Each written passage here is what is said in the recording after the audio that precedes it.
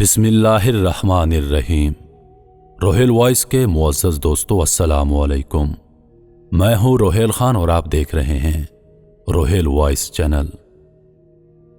एक तालिब इल्म किसी मुल्क के एक मदरसे में इल्म हासिल कर रहा था। उस मुल्क का जो बादशाह था, उसकी एक खूबसूरत बेटी थी। वो शहजादी इंतहाई खूबसूरत, हसीन और जवान थी। तालिब इल्म भी जवान था। जवानी का आलम था। दिल बादशाह की बेटी पर फिदा हो गया। अब उस नौजवान की हैसियत यह ना थी कि बादशाह से उनकी बेटी का रिश्ता मांग लेता। वो नौजवान काफी परेशान हुआ करता था। साथियों से मशवरा किया कि क्या किया जाए। साथियों ने जबरदस्त तनकीद का निशाना बनाकर कहा, तुम्हारा दिमाग खराब हो गया है। बादशाह सलामत को अगर आपने बता दिया तो वो आपको जिंदा तेल में जला देंगे। अब वो नौजवान बहुत ज्यादा परेशान हुआ। कुछ समझ में नहीं आ रहा था। बिलाखिर उसने फैसला कर दिया कि इस परेशानी से अच्छा ये होगा कि बादशाह सलामत की खिदमत में दरखास्त करूं। फिर किस्मत अपनी है, तेल में जलना नसीब हो या बादशाह की बेटी नसीब हो। अब वो नौजवान बादशाह के दरबार में हाजिर हुआ। बादशाह ने आने की वजह पूछी तो नौजवान ने घबराहट के आलम में अपना किस्सा सुना दिया कि बादशाह सलामत, मेरा आपकी बेटी पर दिल आ गया है। अब आप मेरे ऊपर एहसान फरमाकर अपनी बेटी मेरे निकाह में दे दें।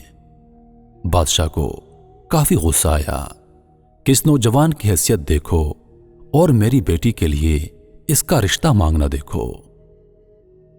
बादशाह सलामत ने सोचना शुरू कर दिया कि इस नौजवान को क्या जवाब दिया जाए ताकि यह रिश्ता मांगने से इनकार कर दे।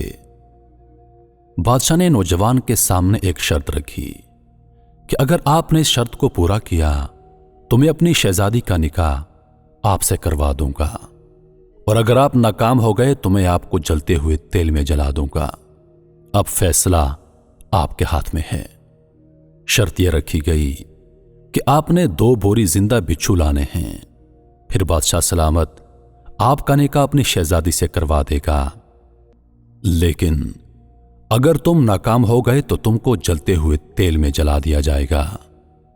बादशाह ने यह शर्त इस वजह से रखी कि इतने ज्यादा बिच्छू ये नौजवान कहां से लाएगा।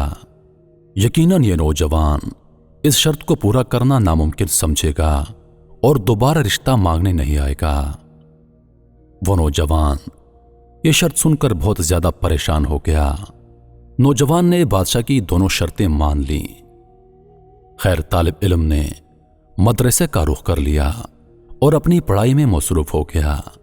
लेकिन पढ़ाई में अब वो मजा नहीं आ रहा था जो इश्क से पहले आता था।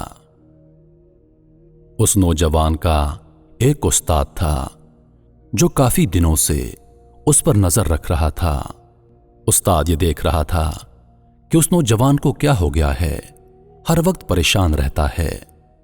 एक दिन उस्ताद ने उसे अपने पास बुलाकर परेशान होने की वजह पूछी।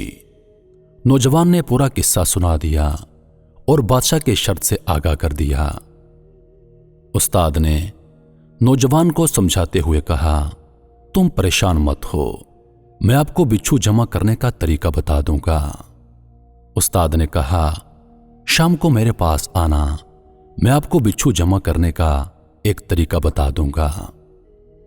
अब वो नौजवान खुशी के मारे शाम होने का इंतजार कर रहा था। बिलाखिर शाम हो गई और तालिब इल्म अपने उस्ताद के पास पहुंच गया।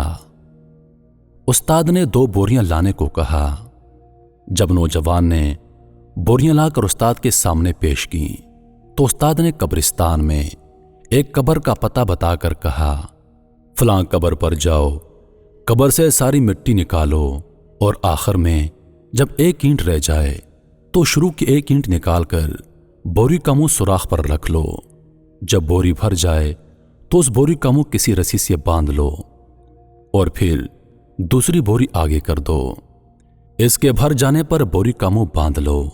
उसके बाद कब्र को अच्छी तरह वापस बंद कर दो और बोरियां बादशाह के पास ले जाओ। तालिब इल्म ने استاد کے کہنے پر اسی طرح کیا جس طرح استاد نے بتایا تھا۔ طالب علم نے بچھوؤں سے بری ہوئی بوریاں بادشاہ کے دربار میں پیش کر دیں۔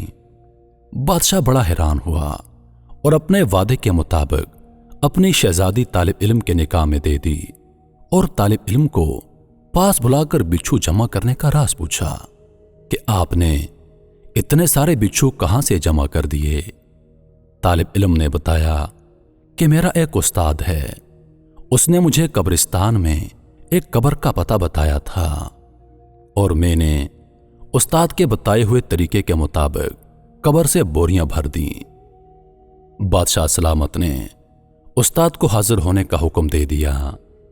اگلے دن استاد بادشاہ کی خدمت میں حاضر ہوا۔ بادشاہ نے استاد سے فرمایا، تمہیں کیسے معلوم تھا کہ فلاں قبر میں اتنے سارے بچھو موجود ہیں؟ استاد نے بتایا، یہ فلاں آدمی کی قبر ہے، یہ آدمی زندگی میں داڑھی منڈواتا تھا اور مرتے وقت بھی اس کی داڑھی نہیں تھی۔ حضور صلی اللہ علیہ وآلہ وسلم کا ارشاد پاک ہے، جو شخص اس حالت میں مر گیا کہ اس کی داڑھی نہ ہو تو قبر میں اس کی داڑھی کے ہر بال پر ایک ایک بچھو مسلط کیا جاتا ہے۔ حضور صلی اللہ علیہ وآلہ وسلم کی بات کبھی جھوٹ نہیں ہو سکتی، اس لیے میں نے اس قبر سے بچھو جمع کرنے کا کہا اور قبر کا پتہ بتا دیا۔ میرے محترم عزیز دوستو، حضور صلی اللہ علیہ وآلہ وسلم کی جو پسند ہے وہ حقیقت میں اللہ تعالیٰ کی پسند ہے۔ اللہ تعالیٰ ہمیں حضور صلی اللہ علیہ وآلہ وسلم کی مبارک سنت پر عمل کرنے کی توفیق عطا فرمائے، آمین یا رب العالمین۔ میں امید کرتا ہوں کہ ویڈیو آپ دوستوں کو پسند آئی ہوگی۔ ویڈیو پسند آ جائے تو لائک اور شیئر ضرور کر دیجیے گا اور آنے والی نئی ویڈیوز کے لیے ہمارے چینل کو سبسکرائب کر دیں اور ساتھ میں موجود گھنٹی کے بٹن کو ضرور دبا دیں تاکہ ہماری ہر نئی آنے والی ویڈیو سب سے پہلے آپ تک پہنچے۔ مجھے دیجیے اجازت، زندگی رہی تو اگلی بار ایک اور ویڈیو لے کر آپ کی خدمت میں حاضر ہوں گا۔ تب تک کے لیے خدا حافظ۔ اللہ پاک آپ سب کا حافظ و نگہبان۔